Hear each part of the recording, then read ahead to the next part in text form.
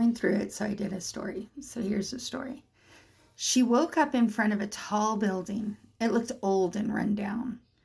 There were no signs to indicate what this building was or what it used to be. She felt it was a happening and busy place at one time, in its lifetime at least. But now it was completely opposite of that. She snapped out of her thoughts.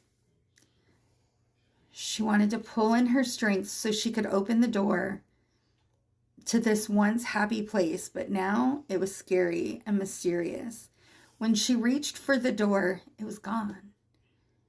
And she was in this long corridor, long hallway. The doors seemed dark, but glowy at the same time. And it was glowy with past illusions. The first door glowed with the wonderment of her mom, caring, loving, nurturing. Then in a big flash, the illusions disappeared. And the reality of a parent too emotionally immature to nurture, too focused on portraying a perfect image to really care. Then, in a light, that room went pitch black. And on the door itself, there were just words: tolerance, patience, what didn't feel right versus what did. Illusions, no more. She looked perplexed, but she moved to the next door. The corridor seemed weird. There were doors on one side, but the other side was dark and unable to really see it at all. She went back to the door. This time she saw her dad, the man who protected her by keeping secrets, the grumpy man, the problem, the alcoholic without the title. Then in a flash, the illusions of this, her dad faded, and the reality burned through the door. A scared father who loved his children in a way he didn't know he could. Scared to move in fear of the witch he felt trapped by. He escaped into alcoholism, and he left his kids unprotected. Then in a flash, it was dark.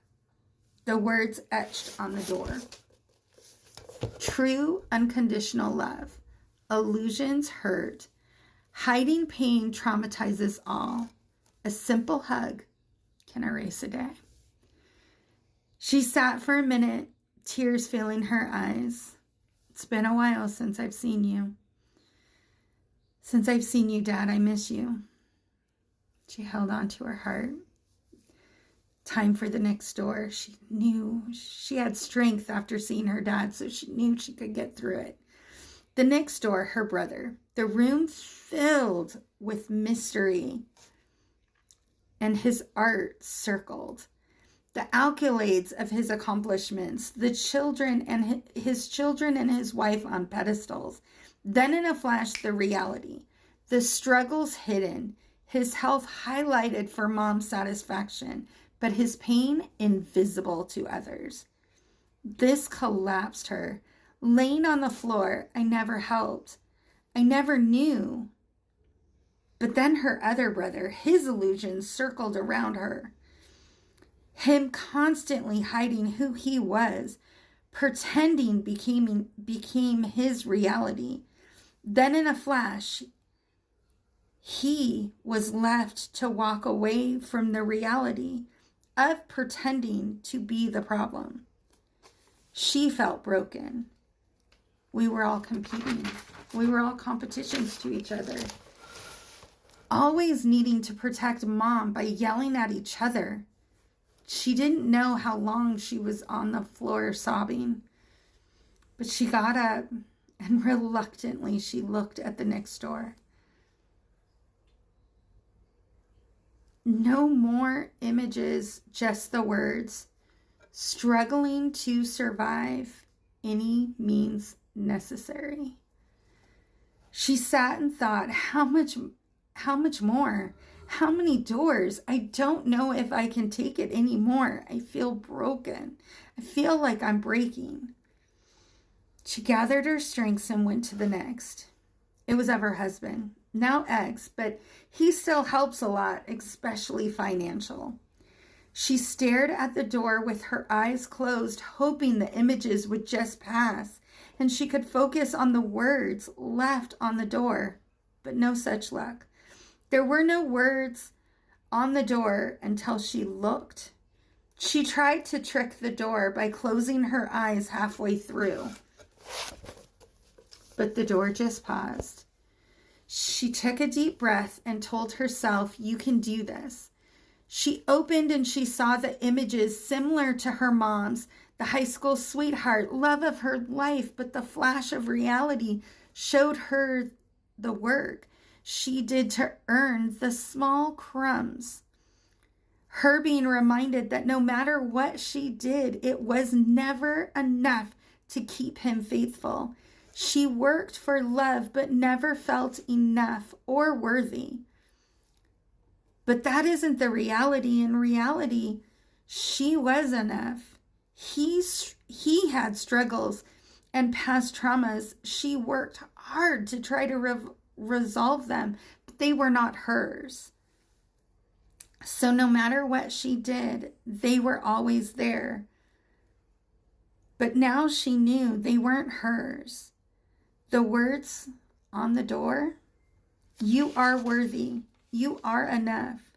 Know what is yours and what is not." She seemed content with this. As she moved past the doors, the fear hit her every time.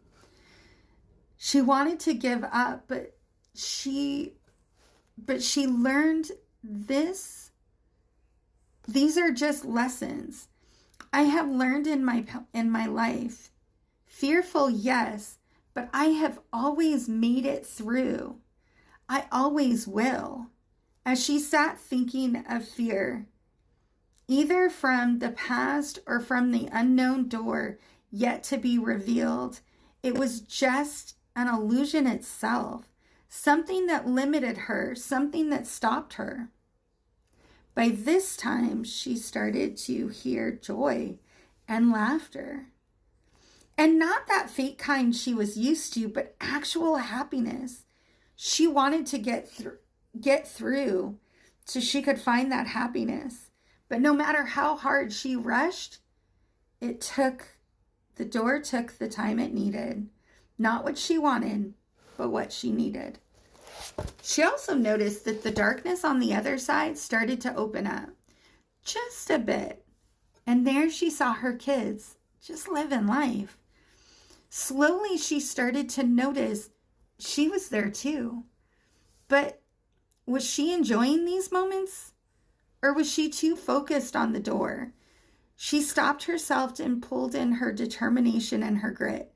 These doors are important, but so is the other side.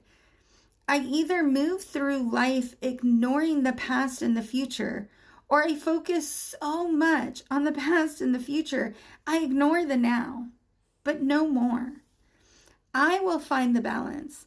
I will learn from the past to create a plan for my future while I'm living in the present. My kids deserve that. I deserve that.